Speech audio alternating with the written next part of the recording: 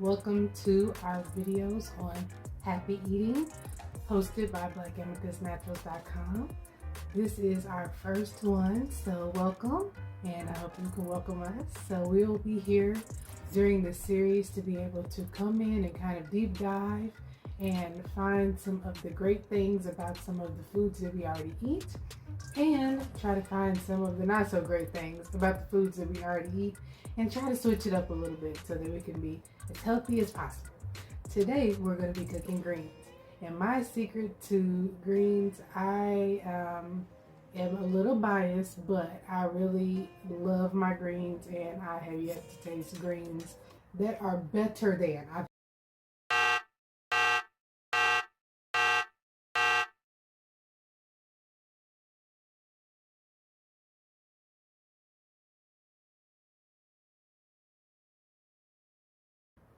But I have yet to taste any greens that were better than my greens. And guess what?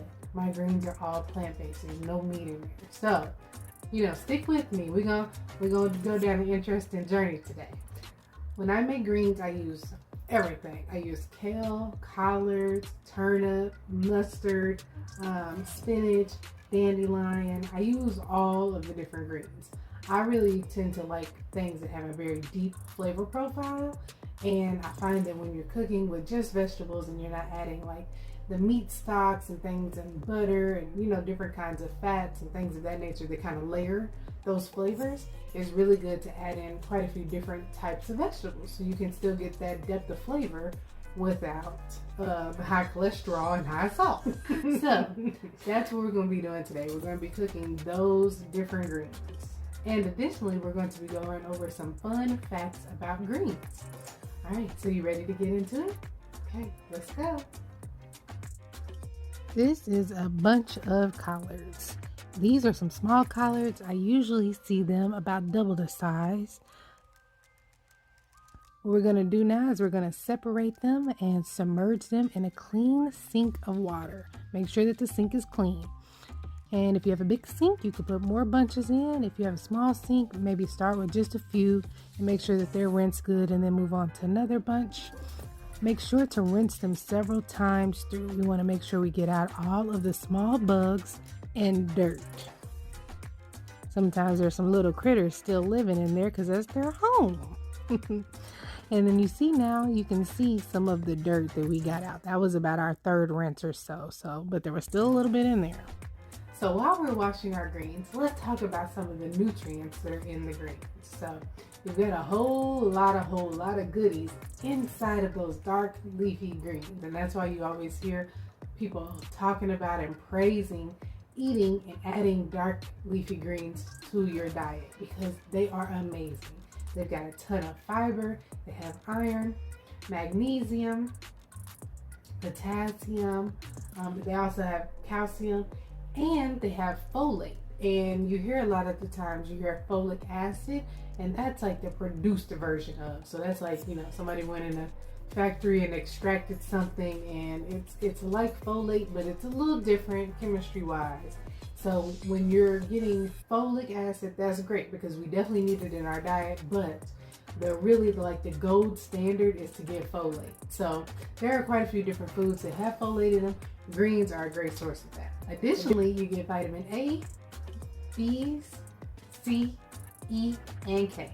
And those are all great to add into all of the other wonderful benefits that come with the greens. You're getting all of those micros and macros and nutrients and minerals. You're getting a whole lot of bang for your buck out of one food group or one dish, we should say, because it's a super simple recipe that you can throw together. And even if you want to do something like make it ahead of time and freeze it, that's great too. So you have a whole lot of options when it comes to this particular green recipe. We are going to be using a skinny, tall 12-quart stock pot with a lid. Make sure you have one with a lid. We're also going to be using 32 ounces of vegetable stock. We're going to be putting that in our pot with no heat check. This vegetable stock is great because it has a little lid on it, so if you happen to not use all of it on another recipe, then you can just pop the lid back on and put it back in the refrigerator for later. It's great. Also, we're going to be adding the entire 32 ounces to our pot today, so no use for the lid. A great secret about adding flavor is using vegetable stock instead of water. So you can sub out any recipe that calls for water, and you can use vegetable stock. You just want to add a little less salt. And don't forget, don't turn on that stove just yet. We just want a little bit of liquid down in the bottom of the pot. We're going to add our greens in layers. The ones that need to cook the longest are going to go in first, and so on and so on. So we want to make sure that we leave them layered so that they can reduce down and they'll all get in there when they're supposed to. The first goodie we're going to add is 2 tablespoons of dried onion. We're going to then add half a tablespoon of red pepper flakes. Next, we're going to add 1 tablespoon of onion powder. And we're going to add 1 tablespoon of sea salt. If you don't like pepper and hot, don't add too much pepper, okay? Because it will get spicy on you. Red pepper flakes can be kind of mild if you don't add too many, but there's like a certain level you add too many and the next thing you know, your mouth is on fire. So, start with less and add more later.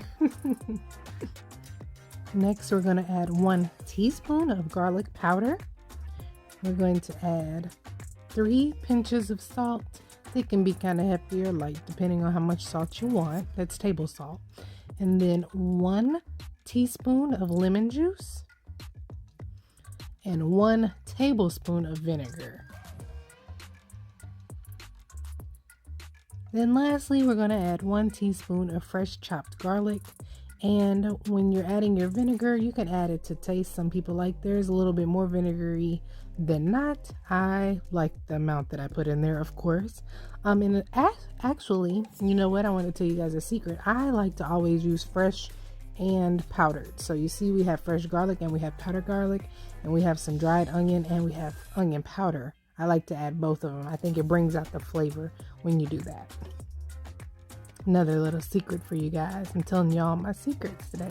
This is our emergency water. It's for emergencies only. We're only going to use this if we run out of water while we're boiling the greens down, okay? Don't use it. Okay, these are our kale greens. These are the toughest ones.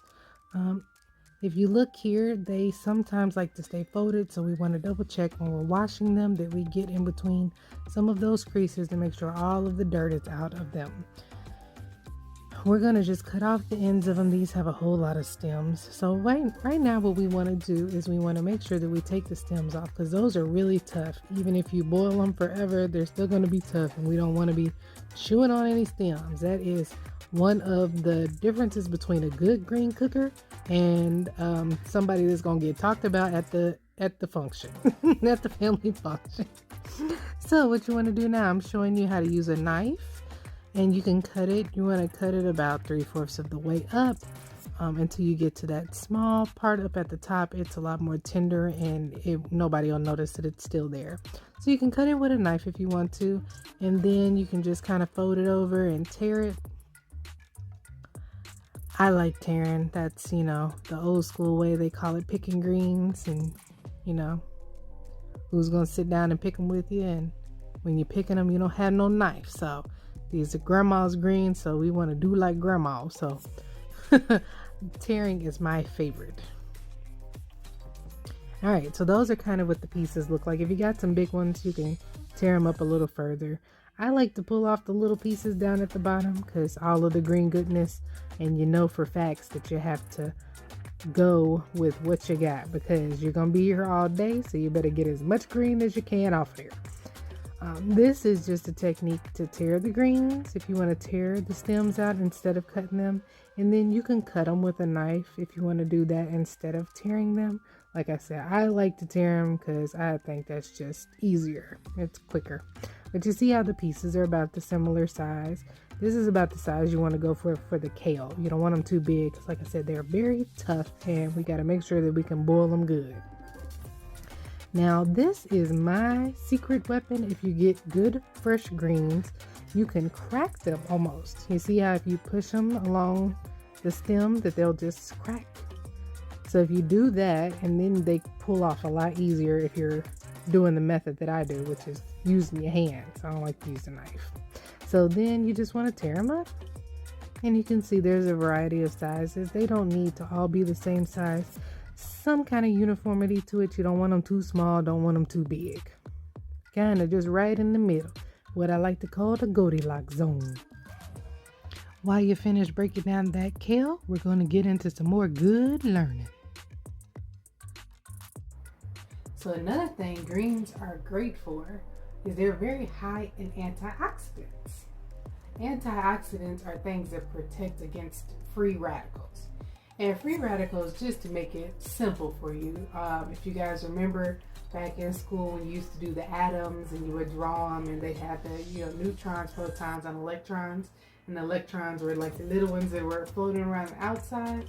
So what happens in free radicals is like one of those electrons disappears, right? So it's missing an electron. So it wants to get rid of one or it wants to gain one, and because of that, it causes a little bit of chaos inside of our bodies.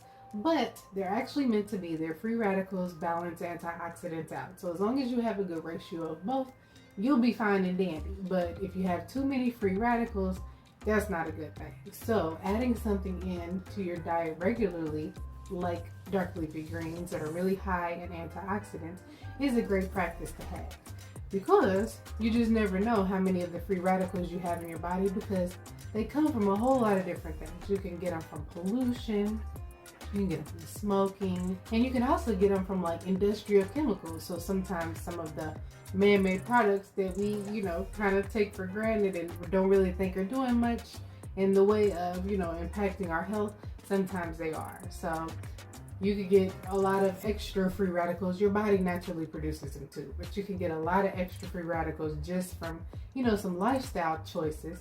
And so we want to make sure that we're eating a good amount of antioxidants so that we can counteract those free radicals that are in our bodies trying to cause a muck. When the free radicals get to causing a muck, they can mess with your DNA, they can mess with the proteins inside of your bodies, the carbohydrates that are in your bodies that we use for energy, and also your lipids, which are fat. So it can mess with a lot of different things in your body. And they kind of tend to go for like the nucleus of your cell or the membranes of your cell, right? So either the brains of your cell or like the outside that holds all of the good stuff in the cell together. And that's pretty self-explanatory. We don't want the brain of the cell and or the outside that's holding all of the good stuff in the cell together. We don't want that messed with. So that's just like the most in-depth basic understanding and explanation I can give you of how free radicals work and why it's important to have antioxidants, okay? And to give you one more note, some of the diseases that have been linked to free radicals are things like diabetes, cancer, atherosclerosis, which is like basically the cholesterol and plaques and things that build up in your arteries. So that's no good. And then additionally, it can also cause asthma. So those are some common things that a lot of different people suffer from. And so if we can do things like adding in some delicious greens to counteract that happening to us, why not, honey? You killing two birds with one stone. I shouldn't say that. You're winning two races at the same time by getting your antioxidants and by eating some delicious greens, man. Okay, let's get these greens cooking. We're going to turn our pot up to medium high, and we're going to add in all of our kale that we already cut and put the lid on. So now we're going to play with these little collard greens. I'm going to do my technique of pinching and pulling off the stems. So pinch, pinch, pinch. Same thing we did before, about 3/4 of the way up till we get to the more tender pieces, and then we're just going to repeat, rinse and repeat. So we're going to stack about 10 of them up, and then we're going to roll them kind of like sushi. So we want to roll a tight little bundle of them, stick any pieces that came off. You don't have to do that. You can just put them in a pot if you want to. And we're going to make sure we pinch it really firmly so that we can keep that roll going. And we're just going to cut little strips. So this is a technique you can use if you would like to use your knife. It gives you nice uniform sizes. It's kind of like making slaw a little bit with the collards. So this is a great technique if you want to use your knife. It'll be probably the easiest and quickest way for you to do so. And then when you unroll them, you can see they give you nice little strings. They're cute. They won't look like that after you get done boiling them. So, all right, so that's one way you can do them. Or you can do them the other way, which is kind of my favorite way of picking greens. So same thing, about 10 or so leaves, and then you just tear them, and you want to tear them side to side when you're doing it.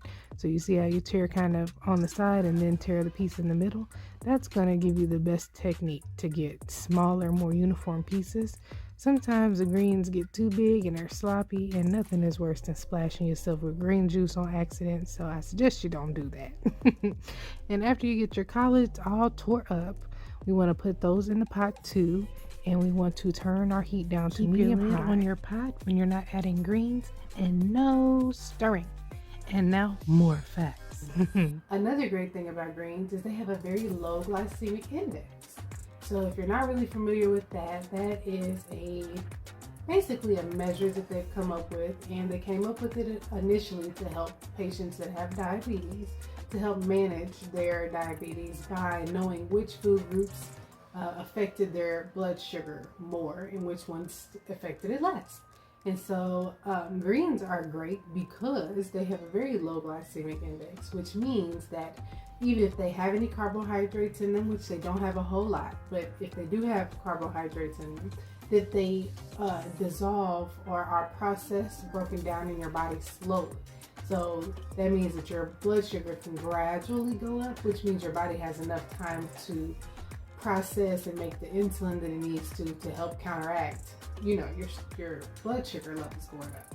Now, when you eat something like table sugar, that's the complete opposite. That's all carbohydrates, it's instant, and as soon as you get that in your body, your blood sugar starts cranking up, right? So those are very different classes of food. So if you want to add in something that you don't have to worry about, greens is a great one. Right, speaking of greens, you should have your collards done and added to your pot. Don't forget to put your lid back on and no stirring. Okay, heavens to Betsy. All right, so now we're going to move on to our dandelion greens. These are dandelion greens. You can go get these out of your backyard if you like to. I don't suggest you do so, but you can. So they're long and skinny, and they're really easy to cut through. So the best bet, our best practice, is to kind of line them up. You want to still do the same thing. 3/4 of the way up is where you want to cut them, and you want to line them up and either use your finger or eyeball it with your eye. And then we're going to just make a nice little cut straight through the middle. Look there, bam, easy, simple. Thing to remember about these, they're a little bitter, so we don't want to use a whole lot of them. So normally I do about one bunch of each green.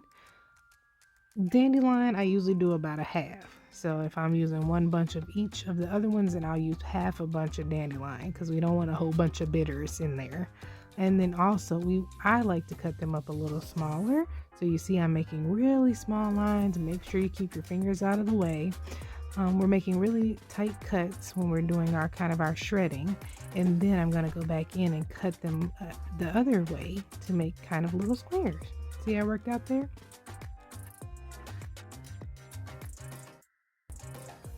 All right, let's talk about serving sizes. So according to the USDA, 1 cup of cooked greens equals 1 serving of veggies. So that's great to know so that you can make sure that you're getting all of your servings. I am not super big on servings in that particular way because I am plant-based, and so I don't eat a lot of the different food groups, so it doesn't really work for me to kind of focus on the servings that they're saying. But if you need a place to start, 1 cup of cooked greens or 1 serving of veggies is a great place to start. And then you want to try to get 2 to 3 servings of vegetables a day. And some of the studies, so you guys don't know this yet, but you will find out as you continue to watch these episodes, that I love to talk about the studies that people have done, the scientists have done, to find out different fun facts about things. And so since today we're talking about greens, we're going to talk about a study about greens.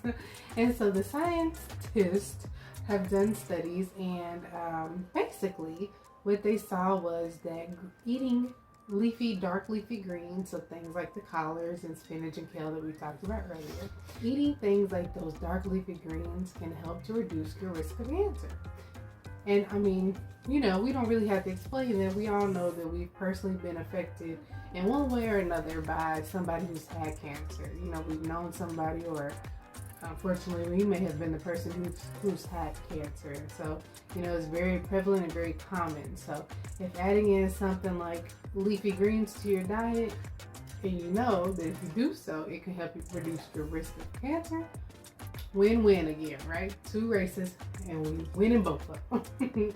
So our recommendation for that, according to the study, is to eat leafy greens at least 2 to 3 times a week. And so if we're eating, getting our vegetable servings, and we're making sure, you know, a couple different times a week that we're making one of those vegetable servings some dark leafy greens, that's a super simple way to add in something that can help protect you against cancer. Okay, now that you got your dandelions all cut up and added to your pot with your lid covered, no stirring, we're going to move on to our spinach. And spinach is different than everything else. You could eat this spinach raw right now and it would be fine. So if you want to take the stems or like the long pieces off, do not worry about cutting into the leaf. But if you want to take the long pieces off the end, you can. If you don't want to, you absolutely do not have to. And you can run a knife through them. I wouldn't suggest you do that because they're super easy to tear. So just line up again about 10 of them in your hand and do the side to side tearing motion that we talked about earlier, and it will work out perfectly. Once you get done going through your spinach, then you want to add it all to the pot and keep the lid covered, no stirring, and we're going to turn it down to low. Spinach doesn't need a long time to cook. Alright, add a lid until they're finished cooking. The best way to tell if they're done is get in there with a fork and taste them. If everything is tender, then you're good to go.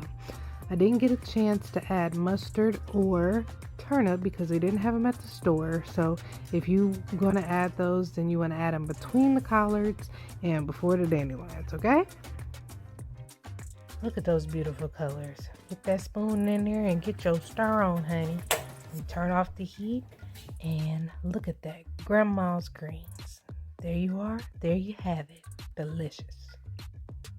We cooked greens and we did them like grandma taught us. You know, we washed them and then we picked them and then we put them in a pot and we seasoned them up and let them reduce down into where they're most delicious.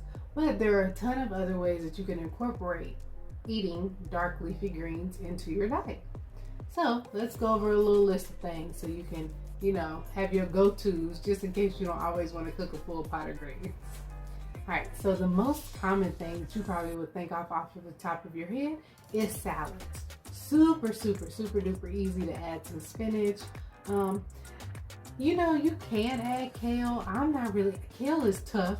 I don't know if you've had kale before or if you've had uncooked kale before. It's very tough, but I do know that I have gone to salad bars and seen them like shred kale, almost like cabbage. And so that probably will make it a little bit more palatable. But you know, you do you, boo. So if you feel like you want to add some kale to your salad, do that. But definitely spinach is a really easy one to add. Additionally, if you eat things like wraps, so you know, get you a nice little tortilla and some vegetables and season it up nicely, and you can eat this whole thing raw. You can just chop up your items and throw it in a wrap and add some of the dark leafy greens to that, and that's another great way to incorporate it into your diet. One of my favorite ones is soup. I always add at least spinach and kale to every soup that I make, because you know what, from my personal palate, like my personal taste buds, it doesn't change the flavor profile that much as long as you don't add a whole lot. And a little goes a long way. If you're consistently adding it in, then you don't have to be as intentional about, oh, did I eat my 1 serving today of my leafy greens or my 2 to 3 this week? if you add it into to stuff every day on a regular basis, then it's really easy to incorporate that good amount of leafy greens that we get all of these great health benefits from. Another super easy thing to do is add it to your smoothies. I don't know if you guys drink smoothies every day, but smoothies are a great way to incorporate a lot of different things, especially leafy greens, because if you mix it with the fruits, 9 times out of 10, when you get that ratio together, you can't even taste them. And so it's great for you if you don't like to eat a lot of vegetables and you can feel like you're kind of eating a dessert, or it's also great for your kids and you trick them. I am not one of those parents that feels ashamed about saying that you gotta trick them kids sometimes. So if you need to trick them kids into eating some dark leafy vegetables and they don't want to eat the greens like grandma made them, put them in a smoothie. And okay, if you want to get extra level, you could put the smoothies in the freezer after you make them and make popsicles. Okay, thank me later. Another great recipe to add greens to are stir fry. And you can make a bunch of different types of stir fry, but just, chop them up really small so that they're not too, I guess I could say the word invasive. Sometimes greens can, get a little stringy, but if you chop them up really small and add them in. Or what another thing I love to do is add greens and make like a sauce. So I'll add like some greens, sometimes I'll add cilantro just to give it some different flavor, and garlic. Throw it all in the blender, add some olive oil, a little salt, a little pepper to taste. Sometimes I get a little fancy, add some Creole seasoning or something to it, but I make a sauce. And so that's another great way for you to add to the wraps, burritos. You can use it as salad dressing. You could put it on top of the stir fry or mix it in. Honey, 1,000 different things. You could dress your hamburger with it. You could actually dip your food in it. We're gonna get on here one day and we're just gonna talk about making sauces, okay? Because there's a ton of different ways that you can make sauce and add a lot of different vegetables and foods into them that you're not used to adding into them, and they taste amazing. And especially, again, another hack for the kids. If you need to trick them kids into eating some vegetables, this is a great way to do so. So we'll have an episode on sauces at a later date, okay? So stay tuned for that later. And one of the last but not least things, and this is probably the one I add my leafy greens to the most, is pasta. Especially like penne pasta, anything that you bake, like a casserole, even chili mac. I kid you not, I keep a bag of like frozen chopped spinach in the freezer, and I'm always throwing a handful into everything. I probably put spinach in everything. I'm not even kidding. That is just one of my easy go-tos. It's in the freezer. It's already chopped up, ready to go. And you can add a little, you can add a lot. But I always, I'll get on here and share my penne recipe with you guys because it's amazing. It's got chickpeas in it. Okay, let's not go there because now I'm making myself hungry. But adding leafy greens to pasta is definitely a plus, okay? So that is the plug right there. All right, my loves, I hope you enjoyed our all plant-based recipe for greens today.